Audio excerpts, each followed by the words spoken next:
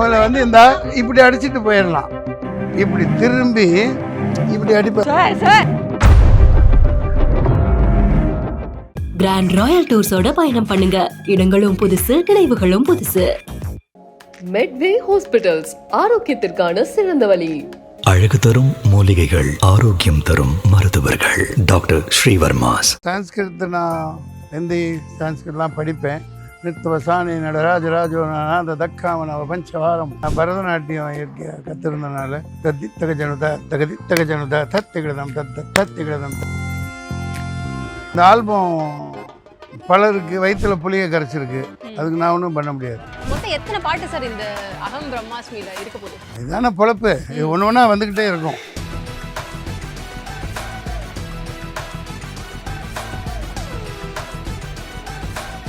இளையராஜா போன்றோர் இசையமைப்பாளர், இசை அரசர்கள்லாம் என்னை மன்னிப்பாங்க.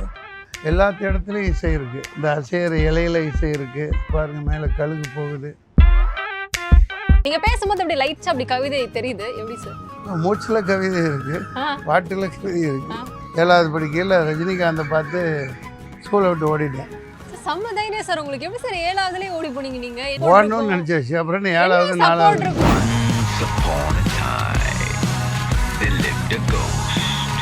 அந்த யோசனையெல்லாம் வராது. சாதனையாளர்களுக்கு அதெல்லாம் வராது, வேதனையாளர்களுக்கு தான் வரும். நம்ம எங்கே போய் தங்குவோம், ஐயோ யார் நமக்கு பூவா கொடுப்பாங்க. முதல்ல வந்து இந்த இப்படி அடிச்சுட்டு போயிடலாம், இப்படி திரும்பி இப்படி அடிப்பார். சார் கேப்டன் பிரபாகரன் ரீ-ரிலீஸ் ஆகிருக்கு. அது ரொம்ப சந்தோஷமான ஒரு விஷயம்.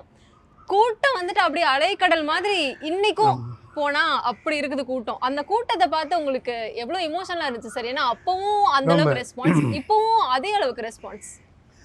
அது கேப்டன் விஜயகாந்துக்கு கிடைச்ச அவர் மேலே மக்கள் வச்சிருக்கிற அன்புக்காகவும் அவருடைய துரதிர்ஷ்டமான மரணத்தில் இன்னமும் எனக்கு உடன்பாடு இல்லை.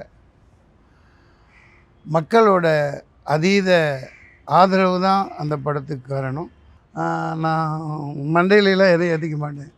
ஸ்பாட்டில் போவேன், டைரக்டர் டைலாக் கொடுப்பாரு, படிப்பேன், டகடான்னு அடிச்சு விட்டுருவேன். அந்த வீரப்பன் ட்ரெஸ்ஸை போட்டவுடனே நான் வீரப்பனாகவே மாறிடுவேன்.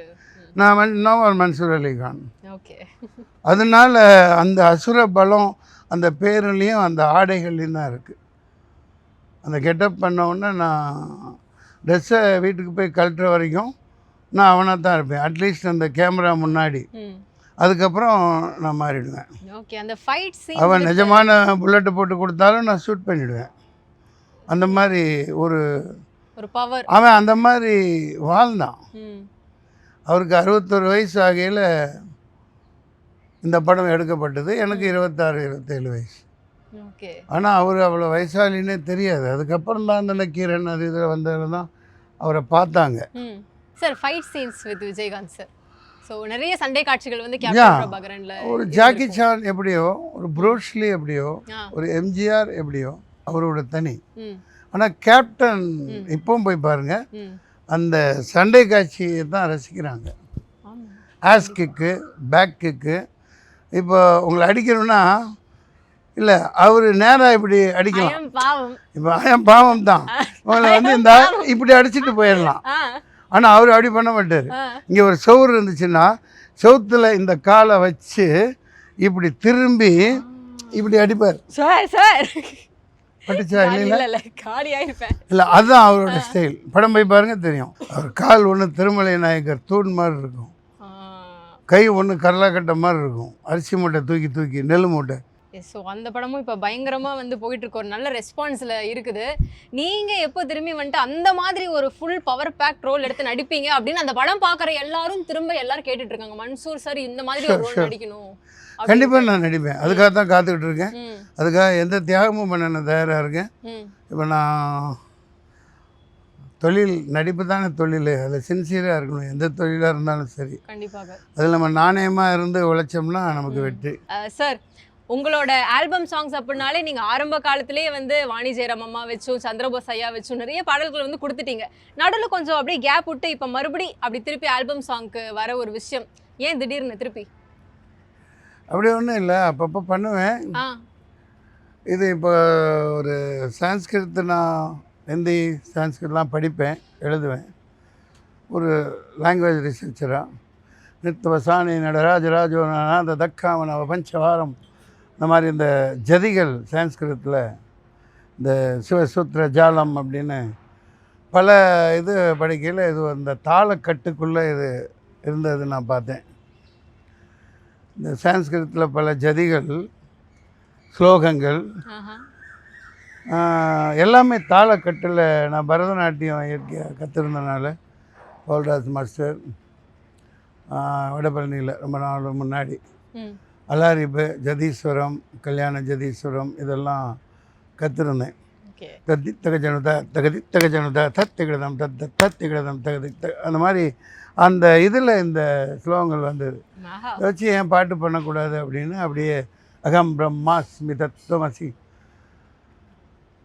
அப்படின்னு இது அதிகமாக அந்த ஸ்லோகங்களை பயன்படுத்தி பண்ணணுன்னா, சில பேர் இதை என்னமோ மன்சூர் அலிகான் ஆச்சு, இவன் ஏதோ எதிரும் புதிருமா ஏதோ பண்ணுறானோண்டெல்லாம் எழுதுனாங்க. இது அப்படி இல்லை, ஒரு நேஷ்னல் ஹார்மோனிக்கு தான், ஓகே ஒரு சமூக நல்லிணக்கத்தோடு தான் பண்ணியிருக்கேன். பொலிட்டிக்கல் சட்டையர் எப்பவும் இருக்கும். கண்டிப்பா. அதே மாதிரி நீங்க இந்த அகம் பிரம்மாஸ்மியோட போஸ்டர்லயே கூட சிவன் அவரோட ஆமாம் ஒரு கெட்டப்ல இருந்தீங்க நீங்க. அதுக்குமே சில விமர்சனங்கள் வந்தது. ஆமாம். அத அது பத்தி என்ன, அது நான் ஒரு நடிகன். ஆ. நடிப்புக்கு, கலைக்கு மொழி, இனம், ஜாதி, நாடு, தேசம் இதெல்லாம் எதுவுமே கிடையாது. இனங்களை தாண்டியது, ஜாதி மதங்களை கடந்தது தான். ம். அந்த வகையில் நான் ஒரு கலைஞன்னு பொறுப்படுத்திருக்கேன், நடிகனாக அறியப்படுறேன். இன்றைக்கி நான் இங்கே நின்றுட்டுருக்கேன்னா, சாப்பிட்டுட்ருக்கேன்னா, சாப்பிட்ற எல்லாமே சினிமா கலையால் வந்தது. அதனால் கலையாகவும் மக்களுக்கே அப்படின்ன பாணியில் நான் சம்பாதிக்கிற பணத்தை எல்லாம் படையெடுத்து தான் விட்டுருக்கேன். சில இதில் சம்பாரித்தேன், பல படங்களில் இழந்துட்டேன். அதனால் இப்போவும் 4 காசு எது வந்தாலும் நான் சினிமாவில் தான் போடுவேன். சரக்குன்னு ஒரு படம் எடுத்தேன் 4 கோடிக்கு மேலே. அதில் பல அரசியல் காரணங்களால் தடுத்துட்டாங்க. ஆனால் நான் அதை பற்றி கவலை இல்லை. ஒரு கோழி வேலை முட்டையிட்டுக்கிட்டே இருக்கிற மாதிரி நான் எடுத்துக்கிட்டே தான் இருப்பேன். இந்த வகையில் இந்த ஆல்பம் பலருக்கு வயிற்றில் புளியை கரைச்சிருக்கு. அதுக்கு நான் ஒன்றும் பண்ண முடியாது. அது என்னை தொடர்ந்து ஈடுபட வைக்குது.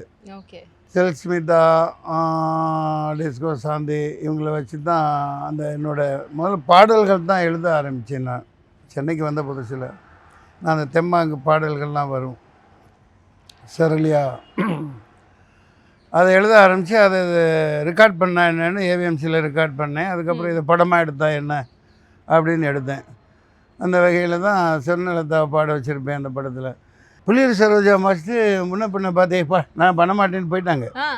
அப்புறம் பிடிச்சி யாரை போடலன்னா நான் செல்ஸ்மிதா, டிஸ்கோ சாந்தி. ஐயோ 2 பேரும் ஆட மாட்டாங்களே, அதெல்லாம் பெரிய அது வரைக்கும் ஆடினதில்லை அவங்க. சண்டை 2 பேருக்கும் சண்டை. நான் 2 பேரும் எனக்கு ஃப்ரெண்டு. இந்த பக்கம் என்ன விஜய் சேதுபதி நடித்தார், கத்தீஜா, இந்த பக்கம் அதுக்குள்ளே போகாதீங்க, சரி லவ் ஜான்கெல்லாம் போவேன்னா அதுக்குள்ள போல அந்த மாதிரி இந்த பக்கம் இவங்க கூட டான்ஸ் ஆடி இருக்கேன். சில்க்ஸ்மிதா அந்த அம்மா கூடயும் அவங்க கூடயும் சின்ன லேடி 6, 7, 8 படம் நடிச்சிருக்கேன். எல்லாத்துலேயுமே சாங் இருக்கு. அவங்களுக்குள்ள இருந்த அந்த முரண்பாடையும் தாண்டி ஒரு நண்பருக்காக ஒரு பாட்டு சேர்ந்து செஞ்சாங்க. சிக்கிச்சான் சிக்கி சிக்கின்னு ஒரு ஆல்பம் பண்ணேன். அதில் சில்க்ஸ்மிதா மேலே ஒரு பாட்டே பாடியிருக்கேன். உங்களுக்கு தொடர்ந்து அகம்பிரம்மாசிமி தொடர்ந்து வரும். ஏன் சிலுக்கு சிமித்தாவே சின்னப்பாவாடத்தாவனியே அப்படின்னு ஒரு பாடல் இருக்கு. இந்த பாடலும் வருது, இதுவும் வருது. எல்லாம் தொடர்ந்து ஒன்றா வந்துக்கிட்டு இருக்கும். உங்களோட ஆதரவு வேணும், மக்கள் ஆதரவு வேணும். சார் சொன்ன மாதிரி தான், நீங்க ஏற்கனவே இதுக்குள்ள புதுசா நீங்க வரல இல்லையா? ஏற்கனவே இல்லை, ரத்தத்தில் ஊர்ந்தது. எங்கள் அப்பா மீசக்கார அப்துல் சலாம் ராவுத்தர், பல்லப்பட்டி ஜவாதுப்பட்டி நான் பிறந்தது ஒட்டஞ்சத்திரங்கிட்ட. அது ரத்தத்தில் ஊறினது. எங்கள் அப்பா ஏதோ ஒரு ராகத்தில் ஏதோ பாட்டு பாடுவார். 3 குதிரை வச்சுருப்பார், 2 வண்டிக்கு 1 சவாரிக்கு. பயங்கரமாக பாட்டு பாடுவார். இடி முழங்குற மாதிரி பாடுவார். ஸோ அவருடைய ரத்தம் தான் அந்த மாதிரி இருக்கலாம். எஸ், இந்த நீங்கள் இப்போ சொன்ன ஒரு மருதே மறுக்குழந்தையெல்லாம் என்னோட மிகப்பெரிய வரவேற்பு. ஆனால் மன்சூர் அலிகான் பண்ணாங்க வெளியில் யாருக்குமே தெரியல, இது வரைக்கும் தெரியாது. யூடியூப்பில் போனால் தான் தெரியும். வாணி ஜெயராம் எடுத்து பாட வச்சேன் அந்த இதில். அதாவது அவர் ஒரு இசை பேரறிவாளன் கல்பனா இப்போ இருக்காங்கல்ல, அந்த கல்பனா தந்தை. ஓட தந்தையார், ஆமா. அந்த தெய்வ திருமகள் பாட்டு ராட்சசி கல்பனா, அற்புதமான பெண்ணு. Singer. அந்த சிகிச்சை பண்ணையில் அவங்களுக்கு 12 வயசு தான் இருக்கும். 7 பாட்டு தொடர்ந்து என்னோட இதில் இசையில் அவங்க பாடி கொடுத்தாங்க, மறக்க முடியாது. கண்டிப்பாக. ஸோ தொடர்ந்து இந்த மாதிரி ஆல்பம்ஸ் மொத்தம் எத்தனை பாட்டு சார் இந்த அகம் பிரம்மாஸ்மியில் இருக்க போகுது? இதுதானே பொழப்பு, ஒன்று ஒன்றா வந்துக்கிட்டே இருக்கும். இது நான் ஒரு இசை விரும்பியாக இதை பண்ணுறேன். நான் இசையை கற்றுக்கிட்டதில்லை. ஓகே. இளையராஜா போன்ற ஒரு இசையமைப்பாளர், இசை அரசர்கள்லாம் என்னை மன்னிப்பாங்க. இப்போ தான் காலையில் அவரை பாராட்டிட்டு வந்தேன் கமலா தேட்டரில்.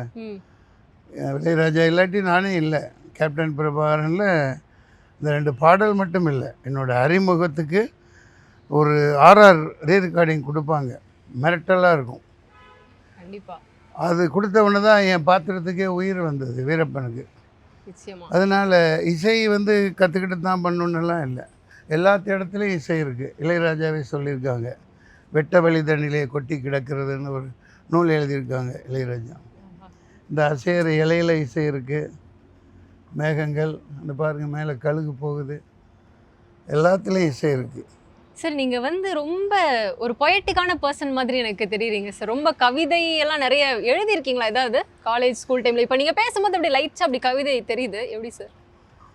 மூச்சில் கவிதை இருக்குது, பாட்டில் கவிதை இருக்குது, வாழ்க்கையில் கவிதை இருக்குது, அது எல்லா இடத்துலையும் இருக்குது. அதான் பள்ளப்பட்டியில் நான் 10வது வரைக்கும் படித்தேன். அதுக்கப்புறம் நான் டிகாம் பிஎஃப் டிஎஃப்ன்னு நான் நார்த் இந்தியா போய் diploma in commerce of Delhi commercial university, அப்புறம் Bhopal BA first year discontinued. அங்கங்கே ஒரு இடத்துல நான் இருக்க முடியாது, சுற்றிக்கிட்டே இருப்பேன். ஆக்டிங் கோர்ஸ் பண்ணேன், DFA. Anupam Kher use to come for improvisation class. Anupam Kher அப்போ அவங்க வாத்தியார் எனக்கு. அப்பயே ஒரு டைவர்சி இஸ் ஃப்ரம் சிம்லா, டார்ஜிலிங் சிம்லான்னு நினைக்கிறேன். ஆமாம், அவர் ரெடி பண்ணலாம் பார்த்துட்டு அவர் ருஸ்தம் ட்ராமா போட்டார். அப்போ நாங்கள் ஹிந்தியில் தான் நடிக்கணும்னு போனேன். அமிதாப் பச்சன் ஃபேன். இங்கே இருக்க வரைக்கும் 7வது படிக்கையில் ரஜினிகாந்தை பார்த்து ஸ்கூலை விட்டு ஓடிட்டேன். 7வதுலேயே. அங்கே மகாராஷ்டிராவில் கொஞ்ச நாள் அங்கங்கே வேலை செஞ்சுட்டு பாம்பே போகணுன்ட்டு இருந்தவன், என்னடா இங்கே எதுக்கு வந்தேன் அப்படின்ட்டு அங்கேருந்து பாம்பே ஓடி போயிட்டேன். அமிதாப் பச்சன் அப்போது அவரோட பீரியட் வந்துருச்சு. செம்ம தைரியம் சார் உங்களுக்கு. எப்படி சார் 7வதுலேயே ஓடி போனீங்க? நீங்கள் என்ன நமக்கு என்ன சப்போர்ட் ஓடணும்னு நினச்சாச்சு. அப்புறம் 7வது 4வது இருக்கும், எப்படி வாழ அதெல்லாம் அந்த யோசனையெல்லாம் வராது. சாதனையாளர்களுக்கு அதெல்லாம் வராது, வேதனையாளர்களுக்கு தான் வரும். நம்ம எங்கே போய் தங்குவோம், ஐயோ யார் நமக்கு பூவா கொடுப்பாங்க, என்ன மேலே வானம் கீழே பூமி, போயிட்டே இருக்க வேண்டியதுதான். இல்லை தைரியம் எல்லாம் கிடையாது, நம்ம வாழ்க்கையை நம்ம வாழ்ந்துட்டு போயிட்டே இருக்க வேண்டியதுதான். அனுபம் கேர் ருஸ்தம் சராப்னு ஒரு ட்ராமா பிருத்திவி தேட்டரில் போடுறார். கீழே தேட்டர் இருக்கும், இங்கே ஆடியன்ஸ் உட்காந்துருப்பாங்க. 3 மணி நேரம் பின்னுறார், அப்படியே இங்கிலீஷில் பொழந்து கட்டுறார். நான் பார்க்குறேன், ஐயோ நடிப்பில் இவ்வளோ இருக்கா, ஓ பேண்ட்டில் ஒன்றுக்கு அடிக்காத குறையாக போயிட்டேன். அம்மா அன்னைக்கு ஏறினவன் தான் ட்ரெயின் நேராப்பா. நம்ம மதராசி பக்கத்தில் உள்ள என் ஃப்ரெண்டு சொன்னான், மதராஸ் மே ஜாவ் ட்ரை கரோ தும் படே ஆர்டிஸ்ட் பன் ஜாயேங்கன்னா. பெரிய பெரிய நடிகர்கள் ட்ரை பண்ணிகிட்டு இருந்தாங்க அங்கே. நம்மள்கிட்ட காசும் காலி ஆகிடுச்சு. சரி சென்னைக்கு குரூப் டான்ஸராக இருந்தால் இசை அடித்தளமே குரூப் டான்ஸராக இருந்து ஸ்டார்ட் பண்ணது தான். இல்லை இங்கே போவாக்கு வழி இல்லாமல் நான் தான் சொன்னேன், நம்ம எதையும் இதெல்லாம் போய் ரெடி பண்ணிட்டு போகணுங்கிறதெல்லாம் கிடையவே கிடையாது. வந்தேன், பார்த்தேன், காற்று எழுந்திரிச்சு ஆடிட்டு இருந்தாங்க. நேராக நடிக்கணும்னு போய் பாரதிராஜா ஆஃபீஸ் போனேன். எங்கே போனேன், கால் மேலே கால் போட்டு சூட் கோட்லாம் போட்டு பாம்பேயில் இருந்தேன்ல, ஹீரோ வேணும் அப்படின்னு எனக்கு தெரியாது எப்படி வேஷம் கேட்குறதெல்லாம். அதிசயமாக சிரிச்சுட்டு உள்ளே போனாங்க. பக்கத்தில் மயிலாப்பூரில் பாலச்சந்திர ஆஃபீஸ் இருந்தது. அங்கேயும் போனால் யாரோ ப்ரொடியூசர் வந்துட்டாங்க, பையன் போலன்னு ஏதோ நினச்சி, oh I came for acting, I want to become hero. அப்படி உள்ளே போனாங்க, வந்தாங்க. இல்லை சார் டைரக்டர்லாம் பார்க்க முடியாது. சரிப்போ அதனால் என்ன அப்படின்னு இங்கே விஜயா கார்டன் பக்கம் டான்ஸ் எடுத்துகிட்டு இருந்தாங்க. என்னடா பண்ணுறது, நமக்கு நைட்டு சாப்பாட்டுக்கு ஒன்றும் இல்லையேன்னா, அதெல்லாம் பசிச்சா தான் ஞாபகம் வரும். எப்பா நீங்கள் டான்ஸ் ஆடுறீங்களே, எப்படி யாராக பார்த்து ஆடுறது? இல்லைப்பா அவனுங்களும் பார்த்தானுங்க. எங்களுக்கு அசோசியேஷன் இருக்குது, அங்கே பர்கெட் ரோட்டில். அடுத்த நாள் காலையில் நேராக போனேன், ஆடி காட்ட சொன்னாங்க. நம்ம தான் அடித்து பட்டையை கிளப்பிட்டேன், ஆடினேன், கார்டு கொடுத்தாங்க. அப்படியே குரூப் டான்ஸும் ஆடிக்கிட்டு சம்பாதிப்பேன். சம்பாதிச்சு அம்பாசிடர் கார் வாங்கினேன். நியாயத்தராசுன்னு ஒரு படம், காரில் போய் இறங்கினேன். நான் எதுவும் வீணாக செலவழிக்க மாட்டேன். 1000 ரூபாய் செலவு மாற்றி சாங் ஆடினா 1000 ரூபாய் கிடைக்கும். அப்போ 1000 ரூபாங்கிறது இன்றைக்கி 1 லட்சம் மாதிரி. இங்கே வச்சுக்கிட்டு இந்த பாக்கெட்டில் வைக்க மாட்டேன். இந்த சம்பத் ராஜ் கூட ஃப்ரெண்டெல்லாம் டான்ஸ் மாஸ்டர் திருடிடுவான். இங்கே ஒரு இதை வச்சு உள்ளே வச்சுக்குவேன், தெரியாது. 1000 ரூபாய் 100 ரூபாய் கொடுத்தா அப்போது இவர்.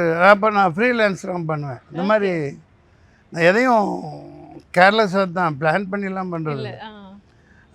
ரிப்போர்ட்டருக்கு கார்டு காட்டுவேன், அவங்க 4 டிக்கெட் வாங்கிடுவேன். வெறும் 20 ரூபாயோ 30 ரூபாயோ இருக்கும். வாங்கிட்டு வெளியில் 100 ரூபாய் 200 ரூபாய்க்கு விற்றுருவேன். 200 ரூபா 300 ரூபா மிச்சமாயிடுமா? பரோட்டா சாப்பிட்டு பிராண்ட் ஃப்ரை சாப்பிட்டு ஒரு கோக் அடிச்சுட்டு வீட்டில் போய் ஜாலியாக தூங்குவேன். எப்போ முழிப்பனோ அப்போ எழுந்திரிச்சு அடுத்த ஆட்டம் துவங்கும். நைட் ஷோ இப்படி எல்லா தேட்டர்லையும் இதே மாதிரி டிக்கெட் நான் போய் வாங்குறது தான். 4ன்னா 4, 10ன்னா 10 கூட்டமாக வந்து கேட்பாங்க, எப்போ ஃப்ரெண்டு வேலை வாங்கிக்கிறியா அப்படின்ட்டு. இதில் ஒன்றும் பெரிய இதெல்லாம் இல்லையே, இதெல்லாம் ஒரு லைஃப். அப்போ ஜாலியாக இருந்தேன். இப்போ தான் ரொம்ப கஷ்டமாக இருக்குது. என்ன சார் இப்படி சொல்றீங்க? கல்யாணம் பண்ணி குழந்தை குட்டி ஆயிடுச்சா அந்த மாதிரி. சரி, அகம் பிரம்மாஸ்மி இதுக்கு வந்தோன்னா சொன்ன மாதிரி திருப்பி அந்த மியூசிக்லயே ஒரு காசை போடுறது அப்படின்றது அது நீங்க தான் சொல்லணும். ஏன்னா இப்போ ரீசெண்டாக ஒரு படம் நான் எவ்வளோ இருந்தாலும் நான் இசைக்கும் இந்த திரைப்படத்துக்கு தான் செலவழிப்பேன். எனக்கு அதை பற்றி கவலை இல்லை. இதில் ஒரு திருப்தி இருக்குது. அதில் 10 பேர் கீபோர்டு வாசிப்பாங்க, வைப்பாங்க, ஆடியோ இந்த மாதிரி கேட்கல. நீங்க சொன்னீங்க இப்பதான், நான் வந்துட்டு ஒரு காலத்துல பயங்கரமா சேவ் பண்ணி வச்சுட்டு இருந்தேன், என் காசு வந்துட்டு அவ்வளவு பத்திரமா. ஹலோ, சேவ் பண்ணுறது செலவழிக்கிறதுக்கு தான். புரியுது. நான் வந்து அப்பா அம்மாட்டெல்லாம் காசு வாங்கிட்டு வரல, நானா சம்பாதிப்பேன், நானா செலவழிப்பேன். ஓகே, ஆமாம். பட் இது ஒரு மாதிரி பெயினா இருக்கும்ல சார். 4 கோடி ரூபாய்லாம் போட்டு ஒரு படம் எடுத்து அதெல்லாம் கிடையாது. வந்து இது பண்ணி இல்ல, மக்கள் ரசிக்கிறாங்கல்ல, அது போதும். இன்னைக்கு ஓடாட்டி நாளைக்கு ஓடும். அதில் வேலை செஞ்சாங்கல்ல, 1000 பேர் சம்பளம் கொடுத்தேன்ல, ப்ரொடியூசர் இருக்கோம்ல, அந்த கெத்து இருக்கு போதும். உங்க கெத்து எப்பவுமே அப்படியே தான் சார் இருக்கும். அதெல்லாம் யாராலையும் ஒன்றும் பண்ண முடியாது சார். இன்னைக்கு இந்த மியூசிக் ஆல்பம் வந்துட்டு நீங்க ரிலீஸ் பண்ணிருக்க மாதிரி 1993லயே நீங்க ராஜகுலோத்துங்க, ராஜமார்த்தாண்ட, ராஜகம்பீர, காத்தவராய, கிருஷ்ண காமராஜன், அதில் எல்லா பாடல்கள் நான் தான். வாழ்க ஜனநாயகம் நான் தான் பாடல்கள் இசை. அதுலேயும் தங்கர் பச்சன், இதுலேயும் தங்கர் பச்சன் நான் தான் அறிமுகப்படுத்தினேன் ஃபஸ்ட் படத்தில். அதுக்கு பாலவான் டைரக்டர், இதுக்கு ராமதாஸ். அது இடையில கொஞ்சம் டச்சு விட்டுருச்சு மியூசிக்கில். இப்போ நான் தொடர்ந்து நான் வாயிலேயே பாடுவேன், டிஆர் மாதிரி தத்தகாரம் கொடுப்பேன், நோட்ஸு கொடுக்க வச்சு ரெக்கார்ட் பண்ணுவேன். இந்த பாட்டில் உங்கள் பொண்ணு சேர்ந்து, ஆமாம், தில்ருபாலிக்கான அறிமுகப்படுத்திருக்கு. என் டாக்டர் ஜுலேகாவும் பயங்கரமாக பாடுவாங்க, சின்ன பொண்ணு. இப்போ ஸ்டெல்லா மேரிஸில் பேடெக் படிச்சுட்டு இருக்காங்க. பெரிய டாக்டர் ரூபி அலிகான், அவங்க கோச்சுக்குவாங்க. ரூபி பேரில் தான் ஆடியோ இருக்குது, அவங்களும் செமையாக பாடுவாங்க. அவங்களும் நம்பர் தரேன், அவங்கள நீங்கள் பாட்டாவே இன்டர்வியூ எடுக்கலாம். ஓகே, பாய், டேக் கேர். கிராண்ட் ராயல் டூர்ஸோட பயணம் பண்ணுங்க. இடங்களும் புதுசு, நினைவுகளும் புதுசு. மெட்வே ஹாஸ்பிட்டல்ஸ், ஆரோக்கியத்திற்கான சிறந்த வழி. அழகு தரும் மூலிகைகள், ஆரோக்கியம் தரும் மருத்துவர்கள். டாக்டர் ஸ்ரீவர்மாஸ்.